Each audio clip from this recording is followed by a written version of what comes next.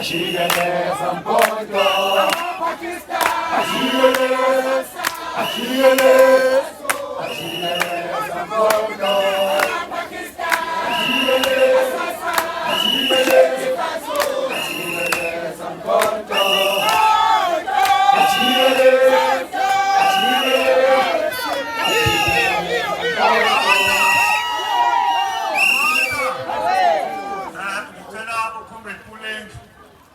Comrade Pearl, bayazana bona umama. Bese ngicela abefundisi. Ngoba masisuka la senzela ukuthi sisuke kanye sivane sami. Kodwa angeke ngiyeke ukuthi sinenkinga emkondweni kwi-MK Party eThekwini. Ngizoyiphinda le sihlaselwa ama-faction ngendlela xa kukwenza. Ngiyayiphinda ngoba ngiyikhulume umbhobho ngingenawo manje seningizwa nonke. Sihlaselwe ama-parallel ngendlela xa kukwenza. I-parallel enkulu esikhona ile yaka disaster. Le abaholi bakhona bezibona bengasabambeki. Bezibona udisaster sekuwabo bewu-owner. Sebedimanda ngisho ukuthi nikhokhe imali emawadini makhanjiswa izinto. Bebebazi ukuthi umkhonto uhlanganiswe indlala. Awuhlanganiswanga ukuthi abantu bakhona banemali noma bayasebenza. Sihlaselwe i-parallel engabambeki. Hayi ukuthi inkinga cha besisayibuka nje. Ayiyona inkinga siphinde sihlaselwe amazone azibona umele egeqe. Angafuni ukulawulwa.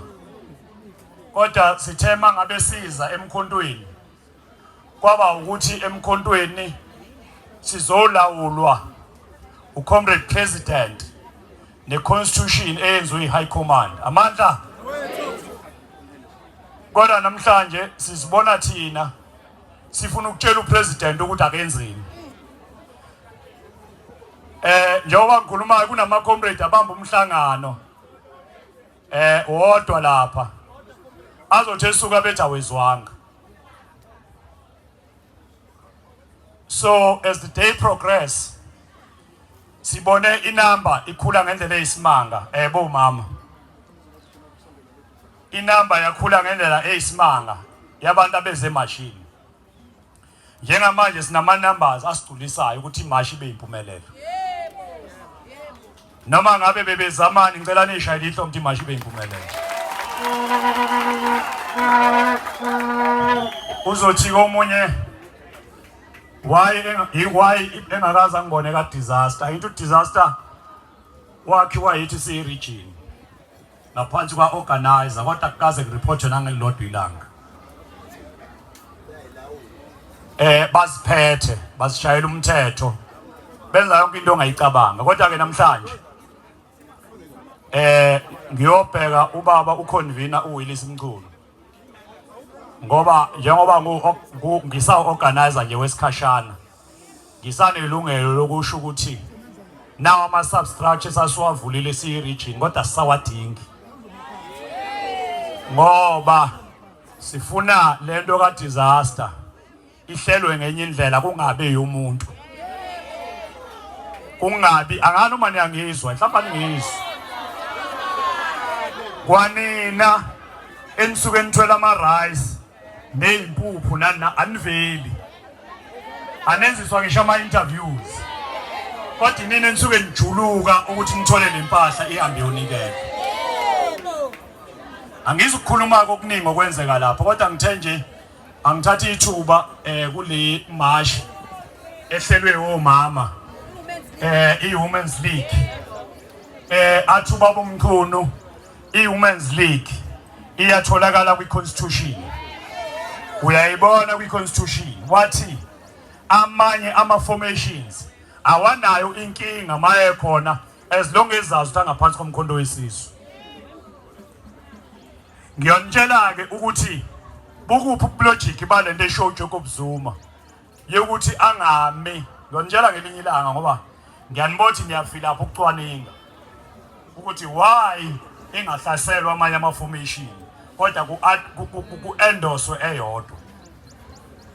It's because sifuna lama vote ngo 2029 sifuna lama vote ngo 2026 yes kodwa I constitution icacisile angeke ke sikhulume enye into bafowethu I constitution ibhaliwe mina ngikwazi ukukhuluma enye into I constitution ibhaliwe angithi sihlale sithi indawo ibhalwe black and white angithi yini masibhalwe black and white bese sifuna ukuyishintsha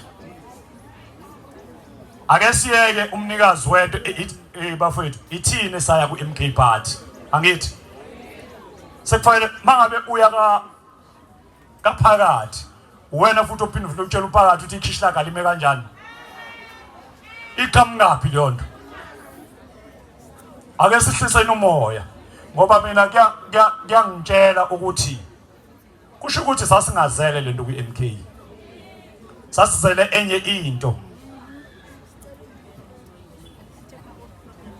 asi ngiyayicacisa ngoba njengoba EMT nje comrade Phele it's because it's supporta Drake programming ngenza njengamanje mina control damage damage control I mean yokuthi lento ingaphinda yenzeke ngoba kuyi program yenu kodwa benisidinga ukuthi sinilekelele nangempela sikwenzi and sohlala sikwenza oh mama sizohlala siba supporter yekani bo mama nicabanga ukuthi aninawo amandla okuzenzela izinto noma ngabe usekhaya noma ngabe kuphi ninawo amandla bafethu okuzenzela izinto musana ukusetshenziswa amadoda ayithi anithembisa ukuthi khona into azonenzela yona ayikho mase ewele ngala amadoda ayanishiya angani umkhwelo umama ongangitshela la athi mina sake sawela kwafike kwathola imali babuya banginika akaze kwenzeke bayanisebenzisa ngoba bayanazi ukuthi ni weak anifuni ukusicabangela aninasi isibili kwa politika kuwekho ubaba akhona kwakho la akekho ubaba ka politiki musana ukuthi hayi ngilalela obaba lalela ngiphuma mina kuma formation amaningi ngabi la omama kade bethi khona balalela obaba kodwa basemnyango balambile so ke bafethu bengithi ngidlulise le mangiqeda la ngiyababa umqono siyoqeda le monster le esidivide umkhondo esiyudivide yaqeda le monster le enikhuthuzayo ngidedela ke ama comrade ambe ngithi nje ebo mama ngintshontshe program yini ngoba lena ngiconfessile ku comrade Zuma ngolesibili ukuthi ukuthetha into yami mangibona ngihambi kahle but ngithi ngithetha ngibe futhi nginenhlonipho yokuthi nginihloniphe ngoba nizona izingane kodwa file iqiniso silisho so ke ngidedela iprogram yomama le iWomen's League ehlele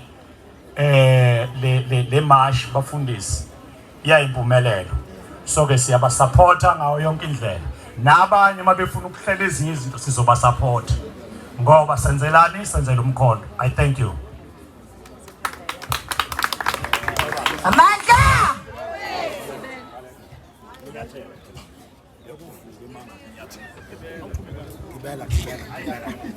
Baba phela ubaba laziwe baba mama siziwe Amanda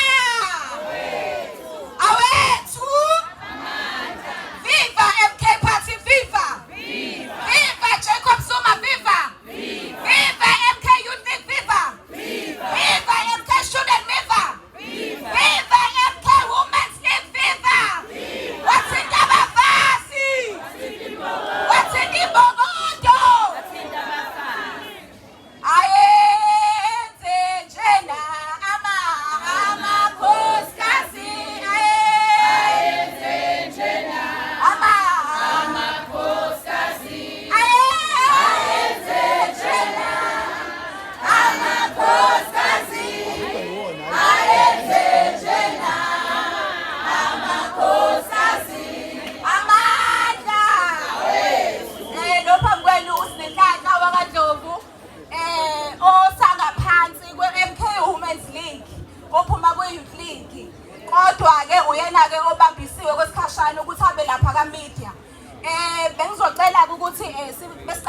program yethu. Imina ozoba program director wenu for today. Nginikwe nje lawo mandla amancanyana. So lana ke sizocela ukuthi sivule ngomkhuleko ku religious center yethu uBaba uNdlela. Sicela ukuthi asivulele.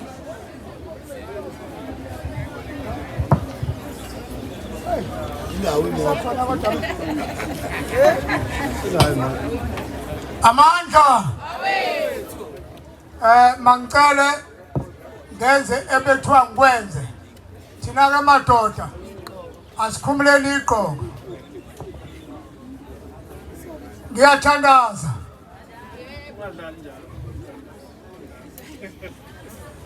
asicimezike thina isizathu esibanga singacimezi lahamba izwe silibele ukucimeza ngicela ukuthandaza Baba uNkulunkulu wethu onamandla onke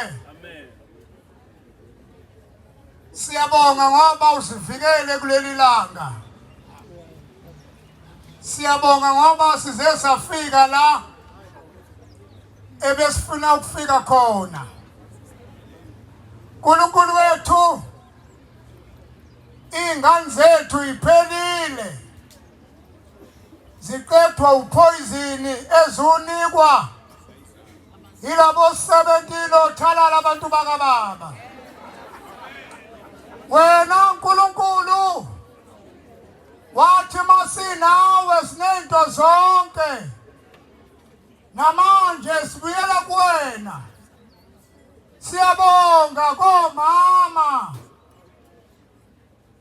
ukuba uNkulunkulu ithuba belivuma bengizothi viva Women's League viva viva sesisho uNkulunkulu okhwini baseLondon siyabonga uNkulunkulu wethu sibonga namaphoyisa ethu asihloniphe vele yabamba ukuthi silawo madoda ongelekethane sizothi siyabonga iprogram yethu ayiqhubeke kodwa emalokishini sigade ingane zethu sizivikele kulabantu bokufika siyabona ukuthi babebulala iyouth uNkulunkulu wethu babebulala abantu bokugcina abaqali ke manje bafika nerebooster neshwamu abayithanda makaenzo yeha uNkulunkulu wethu bakhuzo makaenzo abayeke ukuthi amarebooster ngoba anciphisa insuku zabo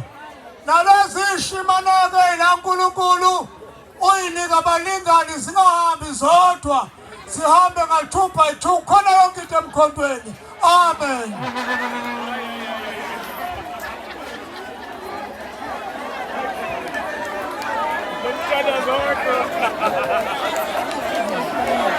Hayi siyabonga mfundisi wethu hayi ushaye khona hayi nizwele ukuthi hayi le khonto isiphethe yonke into bengizocela ke ukuthi samukele iYouth League ukuthi bazosinikeza nje imessage of support bengisacela ukuthi sihanjele ngisho nayiprovince yeYouth League xa sishaye izandla ama comrades bengisacela ukuthi uluntu uMaxegwane uhonorable Luntu Maxegwane osiphethe lapha ephala Viva MK Women's League viva viva viva MK Youth League viva viva viva MK Student Movement viva viva amandla awethu no thank you very much asibingelele ngizocela ukubingelela abefundisi abalapha bendabuko abakhona phakathi kwethu ngibingelele ubuholi obukhona be-MK Youth League in the region ngibingelele iWomen's League ngibingelele ubuholi obukhona kwi-region MK Party ngibingelele lonke nje comrades okwami igama uLuntu Maxegwana usihlalo MK Youth League in the province of KwaZulu-Natal okwami ukuzonikeza imessage of support siphinde sibonge kwi-Women's League ukuthi they took the initiative to take this to the streets sabantu abasha ke KwaZulu-Natal sithi nathi sikhathele labantu bokuhamba We will not allow abantu bokuhamba ukuthi bafike lana kokuqala bazothatha umnotho wethu because iyona into abayenzayo lokho. uRamaphosa uthe abantu omama bethu laba badayisa ezikoleni bona abavali kodwa laba bahambe bayothola ama license. Okuvezayo ukuthi sinomongameli vele The tragic loss of lives among our citizens, especially children. The background. The food being sold by these traders, many of whom are operating illegally in the country, has been linked to numerous health incidents, including severe food poisoning and fatalities. These vendors often sell food in unsanitary conditions without proper inspections by health authorities, making it impossible for consumers to know whether the food is safe. This has become an especially urgent concern around schools, where children are the most vulnerable. In addition to the immediate health risk, there are also concerns about the unregulated nature of this trade, which not only compromises public safety, but also undermines the livelihoods of local businesses that adhere to health and safety regulations.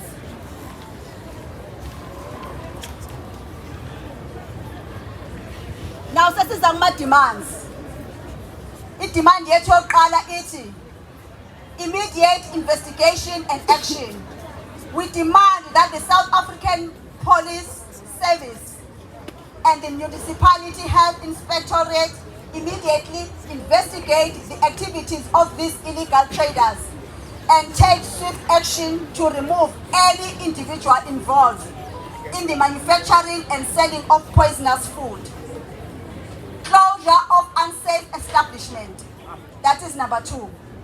We call for the closure of all shops, depots, and food outlets that are selling unsafe, uninspected, and harmful food products. This includes specifically the so-called deport Pakistan traders who are operating without permits and engaging in the sale of dangerous goods. Point 3. Stronger enforcement of health and safety regulations. We urge the Municipality Health Inspectorate to step up its effort to ensure food sold to the public meets the necessary safety standards. This includes regular inspections, particularly in areas with a high concentration of illegal traders. Point 4. Deportation of illegal foreign nationals. We demand that those operating in violation of the law, particularly those illegal residing in South Africa, be detained and deported in accordance with immigration law. This will help curb the illegal trade of harmful food products and prevent further loss of life. Point 5. These traders are circumventing health regulations and selling poisonous food, often under misleading labels or false expiry dates. Point 6. In addition to our concerns about illegal food trading, we would like to highlight the critical need for increased health inspector presence in the eThekwini region. Point 7, which is the last point. We request that the relevant health authorities allocate more resources to conduct regular inspections and ensure that food products are not only within the expiry date, but also safe for consumption. There have been numerous instances where products appear to be within their expiry date on the label, yet inside the packaging, they contain harmful substances. A more robust system of public health and prevent further harm. In conclusion, comrades, the safety of our children and citizens is our highest priority. The ongoing sale of poisonous food is a direct threat to public health and well-being. We believe that urgent action must be taken by both SAPS and the municipality health inspector to address this growing crisis. We trust that you will give this matter the immediate attention it deserves and work swiftly to implement the necessary measures to protect our communities. We look forward for your prompt response and swift action that is necessary to prevent further harm.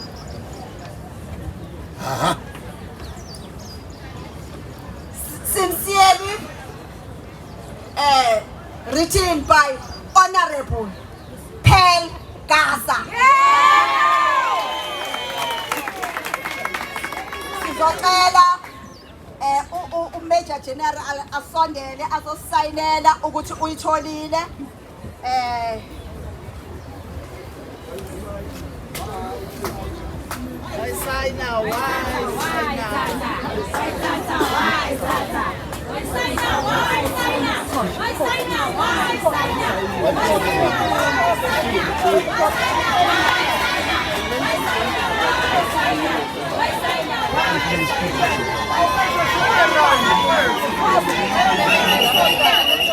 Sorry.